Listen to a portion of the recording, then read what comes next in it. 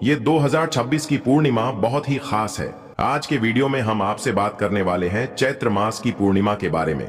पूर्णिमा का व्रत समर्पित होता है भगवान श्री हरि विष्णु और माता लक्ष्मी को। इस दिन लक्ष्मी नारायण की आराधना करने से समस्त प्रकार के कायिक, वाचिक और मानसिक पाप कर्मों से मुक्ति मिल जाती है। शास्त्रों में कहा गया है कि मन की समस्त कामनाओं को पूर्ण करने वाली तिथि पूर्णिमा तिथि है। इसलिए इस व्रत को धारण करने से समस्त प्रकार की कामनाएं पूर्ण हो जाती हैं। चाहे फिर धन प्राप्ति की कामना हो, या संतान प्राप्ति की कामना हो, या फिर दाम्पत्य जीवन को सुखमय बनाना चाहते हो, या आर्थिक समृद्धि चाहते हो, या फिर जीवन में सफलता पाना चाहते हो। हर प्रकार की कामना पूर्णिमा तिथि पर लक्ष्मी नारायण की आराधना करने से पूर्ण हो जाती है। तो पूर्णिमा बहुत महत्वपूर्ण होती है। प्रत्येक मास की पूर्णिमा बहुत खास होती है, लेकिन चैत्र मास की पूर्णिमा का अपना बहुत ही अधिक महत्व होता है, क्योंकि चैत्र मास की पूर्णिमा हिंदू नव वर्ष की पहली पूर्णिमा है। इसके अलावा चैत्र पूर्णिमा से वैशाख मास का स्नान प्रारंभ हो जाता है। इसके अलावा भी चैत्र मास की पूर्णिमा को हनुमान जी का जन्मोत्सव है। इस वजह से यह पूर्णिमा बहुत विशेष है। तो आज के वीडियो में आप जानेंगे कि चैत्र मास की पूर्णिमा तिथि कब प्रारंभ हो रही है और कब समाप्त हो रही है।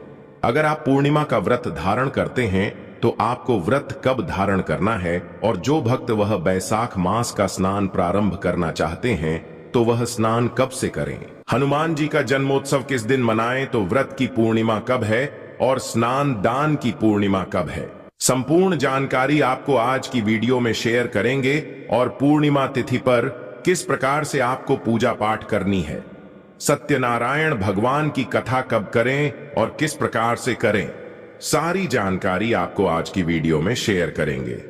तो बहुत महत्वपूर्ण है आज की वीडियो, इसलिए वीडियो को पूरा जरूर देखिए, और वीडियो अगर अच्छी लगी आपको तो इसे लाइक भी जरूर कीजिए। अब बात करते हैं सबसे पहले कि पूर्णिमा तिथि कब प्रारंभ हो रही है और कब समाप्त हो रही है, और चैत्र मास की पूर्णिमा किस दिन मनाई जाएगी। देखिए, चैत्र मास की पूर्णिमा तिथि का प्रारंभ हो रहा है 1 अप्रैल को सुबह 7:07 पर, और पूर्णिमा तिथि का समापन हो रहा है 3 अप्रैल 2026 को सुबह 7:42 पर। तो सूर्योदय कालीन तिथि के अनुसार पूर्णिमा 2 अप्रैल 2026 को है, लेकिन जो भक्त पूर्णिमा का व्रत धारण करते हैं तो चंद्रोदय कालीन तिथि के अनुसार व्रत करते हैं। तो चंद्रोदय कालीन तिथि के अनुसार 1 अप्रैल 2026 बुधवार को पूर्णिमा तिथि का व्रत में धारण करना है, और 1 अप्रैल को सूर्योदय काल का समय है सुबह 6:11 पर, और सूर्यास्त का समय है शाम को 6:38 पर। जब हम कोई भी व्रत करते हैं तो प्रयास करना चाहिए कि सुबह 8:48 से सुबह 10:28 तक ये समय अमृत काल का है। अमृत काल में हम कोई भी शुभ कार्य करते हैं, या पूजा पाठ करते हैं, या मंत्र का जाप इत्यादि करते हैं तो उसका फल हमें कई जन्मों तक प्राप्त होता है। तो अमृत काल अर्थात अमृत के समान पुण्य फल देने वाला समय, इस समय में आप कोई भी शुभ कार्य कर सकते हैं। बुधवार को पूर्णिमा है, अपने आप में बहुत विशेष है, और शाम को सर्वार्थ सिद्ध योग का सहयोग हमें प्राप्त हो रहा है, जो कि शाम को 4:17 से प्रारंभ होगा, और अगले दिन यानी कि 2 अप्रैल को सुबह 6:10 पर सर्वार्थ सिद्ध योग समाप्त होगा। तो पूर्णिमा की जो शाम की पूजा होगी, जिसमें आप चंद्रमा को अर्घ्य देंगे, भगवान श्री हरि विष्णु और माता लक्ष्मी की संयुक्त रूप से पूजा करेंगे, तो शाम की पूजा में मतलब रात्रि की पूजा में आपको सर्वार्थ सिद्ध योग प्राप्त हो रहा है, जो कि अत्यंत श्रेष्ठ है। इस योग किसी भी कामना से आप पूजा करते हैं लक्ष्मी नारायण की, तो निश्चित ही आपकी कामना पूर्ण होगी। 1 अप्रैल 2026 को राहु काल का समय है दोपहर 12:25 से दोपहर 2 बजे तक। तो इस समय में कोई भी शुभ कार्य प्रारंभ नहीं करना चाहिए, लेकिन अगर आप पहले से ही कोई कार्य कर रहे हैं तो उस कार्य को कर सकते हैं। तो चैत्र मास की पूर्णिमा का व्रत हमें धारण करना है 1 अप्रैल 2026 बुधवार को। तो जो भक्त व्रत धारण करते हैं प्रातःकाल जल्दी उठ जाइए, और उठकर नित्य कर्मों से निवृत्त हो जाइए, स्नान कर लीजिए, और शुद्ध वस्त्र धारण करके भगवान श्री देव को जल दीजिए। फिर घर के मंदिर में शुद्ध घी का दीपक प्रज्वलित करके भगवान श्री हरि विष्णु और माता लक्ष्मी के सामने अपने व्रत का संकल्प लीजिए कि आज आप चैत्र मास की पूर्णिमा का व्रत धारण कर रहे हैं। व्रत का संकल्प लेने से पहले अपने हाथ में अक्षत जल और पुष्प ले लीजिए। अपना नाम बोलिए, फिर गोत्र बोलिए और जिस स्थान पर आप रहते हैं उस स्थान का एड्रेस बोलकर प्रार्थना कीजिए कि आज आप चैत्र मास की पूर्णिमा का व्रत धारण कर रहे हैं। अगर किसी कामना से व्रत धारण करते हैं तो कामना का संकल्प भी लेते हैं, नहीं तो निष्काम भाव से सिर्फ लक्ष्मी नारायण की कृपा की प्राप्ति के लिए आप ये व्रत धारण कर रहे हैं।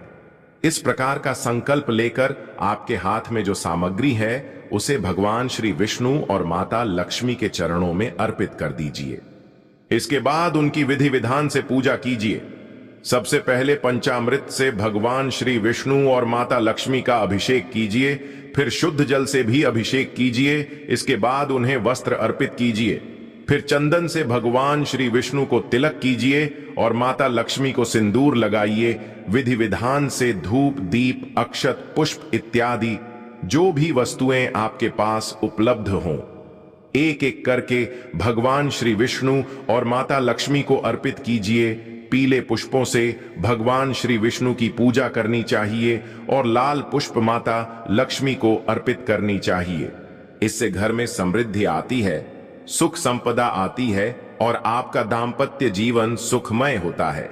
इसके अलावा अगर आपके मन में मनचाहे जीवन साथी की कामना है तो माता लक्ष्मी और श्री नारायण की संयुक्त रूप से पूजा कीजिए, प्रार्थना कीजिए।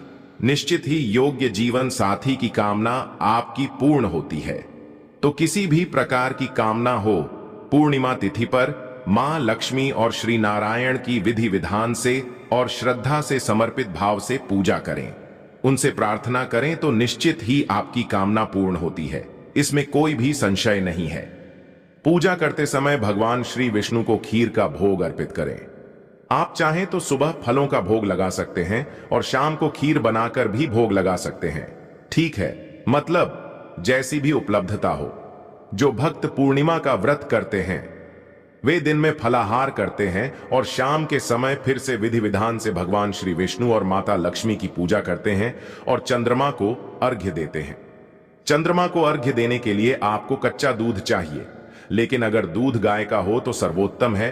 पर अगर आपको गाय का दूध न मिले तो जो भी दूध आपके पास हो आप उसका प्रयोग कर सकते हैं। बस पात्र में सबसे पहले गंगा जल डालिए, फिर उसमें दूध डालिए। ध्यान रहे कि कच्चा दूध होना चाहिए। उस पात्र को जल से भर दीजिए।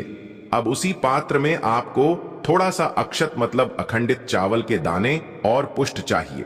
आप सफेद पुष्प भी ले सकते हैं या फिर जो भी पुष्प आपके पास उपलब्ध हो। इस जल में आपको थोड़ा सा शहद या फिर मिश्री बताशा कुछ डालना है मीठा करने के लिए। अब इस मीठे जल से चंद्रदेव को अर्घ्य देना है और जाप करना है ओम सोम सोमाय नमः, ओम सोम सोमाय नमः। इस मंत्र के द्वारा चंद्रमा को अर्घ्य दीजिए। इसके बाद वहीं खड़े होकर चंद्रमा की परिक्रमा 3 बार कर लीजिए। इसके बाद धूप दीप दिखाकर चंद्रदेव की पूजा कर लीजिए और प्रार्थना कर लीजिए।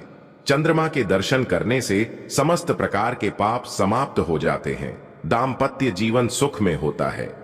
अगर दाम्पत्य जीवन में बहुत अधिक परेशानियां हैं तो पति पत्नी दोनों मिलकर पूर्णिमा को चंद्रमा को अर्घ्य दे। व्रत करते हैं तो अत्यंत ही श्रेष्ठ हैं, लेकिन आप बिना व्रत किए भी आप अर्घ्य दे सकते हैं।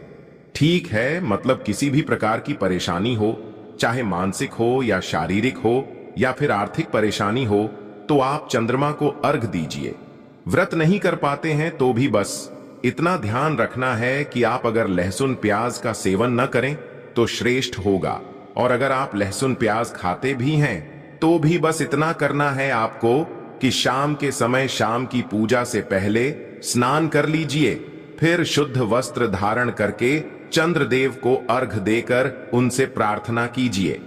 निश्चित ही आपको आपकी परेशानियों से मुक्ति मिलती है। चलिए अब बात करते हैं कि अगर आप पूर्णिमा का व्रत करते हैं तो पारण कब करें। देखिए, व्रत का नियम होता है कि अगर हम किसी तिथि का व्रत करते हैं तो 24 घंटे का व्रत होता है, और अगर हम किसी वर्ग का व्रत करते हैं जैसे कि सोमवार इत्यादि का, तो दिन भर का मतलब सूर्योदय से लेकर सूर्यास्त तक का व्रत होता है। तो अगर हम तिथि का व्रत कर रहे हैं, मतलब पूर्णिमा तिथि का, तो इसके अनुसार हमें अगले दिन सुबह व्रत का पारण करना चाहिए। लेकिन कई भक्त ऐसे भी हैं जो शाम को चंद्रमा को अर्घ देने के बाद अपना व्रत खोल लेते हैं। तो अगर आप शाम को व्रत खोलते हैं, वैसे तो नहीं खोलना चाहिए, लेकिन अगर आप शाम को व्रत खोलते हैं तो आपको बस मीठा भोजन करना है। जैसे कि अगर आप खीर का भोग लगाते हैं भगवान श्री विष्णु को और माता लक्ष्मी को, तो उस खीर का प्रसाद आप थोड़ा सा खा सकते हैं, ठीक है। नमक का सेवन मत कीजिए अगर आप पूर्णिमा का व्रत करते हैं और शाम को व्रत खोल रहे हैं। तो वैसे पूर्णिमा के व्रत के नियम के अनुसार व्रत का पारण हमें अगले दिन ही करना चाहिए और अगले दिन सुबह उठकर पूजा करने के बाद शुद्ध और सात्विक भोजन बनाकर आप अपना व्रत खोल सकते हैं। तो 1 अप्रैल 2026 को चैत्र मास की पूर्णिमा का व्रत है। और बात करें स्नान दान की पूर्णिमा के बारे में, तो देखिए पूर्णिमा का स्नान दान हम करते हैं सूर्योदय कालीन तिथि में। तो इसके अनुसार 2 अप्रैल 2026 को पूर्णिमा का स्नान दान है। और जो भक्त वैशाख मास का स्नान प्रारंभ करेंगे तो 2 अप्रैल 2026 से वैशाख मास का स्नान का प्रारंभ है। वैशाख मास के स्नान के नियम क्या होंगे, किस प्रकार से आपको भोजन करना है और किस प्रकार से व्रत धारण करना है या स्नान कब करना है, इसकी जानकारी आपको आने वाली वीडियो में मिल जाएगी। और प्रतिदिन आपको वैशाख मास की कथा कहानियां सुनाई जाएंगी, तो आप लोग चैनल से जुड़े रहिएगा। चैत्र मास की पूर्णिमा पर भगवान हनुमान जी का जन्मोत्सव मनाते हैं। तो भगवान हनुमान जी का जन्मोत्सव कब है? 2 अप्रैल 2026 को, क्योंकि सूर्योदय कालीन पूर्णिमा में भगवान हनुमान जी का जन्मोत्सव हम मनाते हैं। तो 2 अप्रैल 2026 को स्नान दान की पूर्णिमा भी है, वह बैसाख मास का स्नान भी प्रारंभ होगा और भगवान हनुमान का जन्मोत्सव भी 2 अप्रैल 2026 को ही मनाया जाएगा। अब बात करें कि सत्यनारायण भगवान की कथा कब करें। देखिए, सत्यनारायण भगवान की कथा आप 1 अप्रैल को कीजिए, क्योंकि पूरे दिन की पूर्णिमा है। और अगर आप सूर्योदय कालीन तिथि के अनुसार भगवान सत्यनारायण की कथा करते हैं तो 2 अप्रैल को कर सकते हैं। लेकिन ध्यान बस इतना रखना है कि आपको 2 अप्रैल को सुबह 7:42 से पहले कथा का प्रारंभ कर देना है, ठीक है, क्योंकि इसके बाद तो पूर्णिमा तिथि समाप्त हो जाएगी और लग जाएगी प्रतिपदा तिथि वैशाख मास की। तो आप लोग कथा पूर्णिमा में प्रारंभ कर दीजिए और फिर कितनी भी देर तक कथा कर सकते हैं। तो दोस्तों, ये है आज की वीडियो। उम्मीद करते हैं आपके लिए उपयोगी होगी। ये वीडियो अच्छी लगी हो तो लाइक कीजिए और संभव हो तो शेयर भी कीजिए। और अगर आप इस चैनल पर पहली बार आए हैं और अभी तक आपने चैनल को सब्सक्राइब नहीं किया है, तो आज की वीडियो अगर आपको अच्छा लगे तो चैनल को सब्सक्राइब करके बेल आइकन को जरूर प्रेस कर लीजिए। इससे आने वाली सभी वीडियो की नोटिफिकेशन आपको सही समय पर प्राप्त होगी। मिलते हैं उन्हें जीवन में कभी सफलता हासिल नहीं होगी, इसलिए अगर आप वीडियो को छोड़ना चाहते हैं तो अभी छोड़ दीजिए, अन्यथा बीच में वीडियो को छोड़ने से महापाप के आप भागी बन जाते हो। इसलिए वीडियो को कभी भी काट काट कर बीच बीच में से नहीं देखना चाहिए, क्योंकि इससे आपके संपूर्ण ज्ञान प्राप्त नहीं होता और जिससे आपको हानि जरूर हो जाती है। इसलिए आप वीडियो को शुरू से लेकर अंत तक पूरा ही देखें, जिससे कि हम आपको बता सकें आपको क्या करना चाहिए और क्या नहीं करना चाहिए। माताएं बहनों, आप तुलसी में डाल दें, ये एक चीज पैसे गिनते गिनते तक हो जाओगे रातों रात। माला माल।